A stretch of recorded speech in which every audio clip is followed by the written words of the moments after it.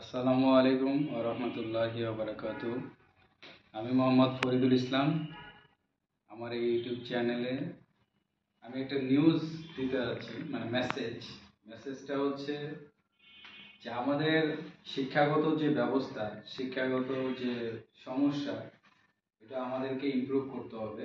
আমাদের যে ছেলেমেয়েরা আছে বর্তমানে সমাজে, দেখা গেল যে অনেকে এখনো বই পায় নাই। তো জানুয়ারিতে বই দেওয়ার কথা, বই পাওয়ার কথা, এখনো বই পায় নাই।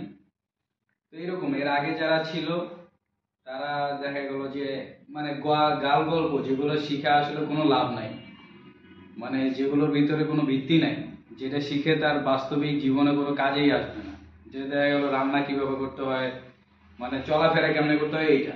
কিন্তু বাইরের ওয়ার্ল্ডে যেমন যেখানে প্রোগ্রামিং দিয়ে শুরু হয়েছে, তারা রিয়েল লাইফ, তারা এনার্জি নিয়ে রিসার্চ করতেছে, তারা পাওয়ার, তারপরে আপনার মনে করেন যে ইলেকট্রিক জিনিস নিয়ে এগুলো চিন্তা ভাবনা করতে হয়। আর আমাদের দেশের ছেলেমেয়েরা, বাচ্চা কাচ্চারা কি শিখতেছে? ঘুম থেকে কেমনে উঠবা, বা তুমি ঘুম থেকে ওঠার পরে কি করবা, তোমার হলো ভর্তা দিয়ে ভাত খাবা না কি দিয়ে ভাত খাবা, বা কেমনে কি রান্না করবা, মানে এইগুলো জিনিস, মানে যেগুলো হলো আননেসেসারি।